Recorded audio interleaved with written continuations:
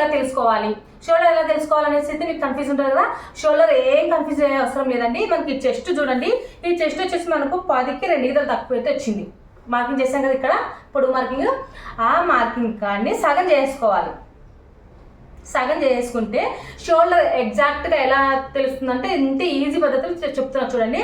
So చూడండి, నాకు 10కి 2 గీతలు తక్కువ వచ్చింది కదా, దీన్ని ఇట్లా సగం చేసుకుంటే నాకు 5కు 1 గీత తక్కువ అయితే వచ్చింది. ఇప్పుడు 5కు 1 గీత తక్కువ అయితే వచ్చింది అనమాట. దీనికి +1 కలపవాలి ఖచ్చితంగా. ఈ చెస్ట్కు మనం సగం చేసుకుంటే ఎంతైతే వస్తుంది దానికి ఒక 1 ఇంచ్ కంపల్సరీగా కలపాలి. అప్పుడు నాకు 6కు 1 గీత తక్కువ అయితే వస్తుంది. సో చూడండి, ఇదే మార్కింగ్ నేను 6కు 1 గీత తక్కువ అయితే మార్క్ చేస్తున్నా. ఈ మార్కింగ్ స్ట్రైట్గా మార్క్ అయితే చేస్తాను, మళ్ళీ తర్వాత మీకు చూపిస్తాను ఎక్కడ తగ్గించేది అనేది. షోల్డర్ ఇది మనకు డీప్ నెక్ బ్లౌజ్. ఇది ఈ మార్కింగ్ ఎవరికి సెట్ అవుతుంది, డీప్ నెక్ కాకుండా 9.5 కంటే పైకి నెక్ ఎవరికైనా సరే 9.5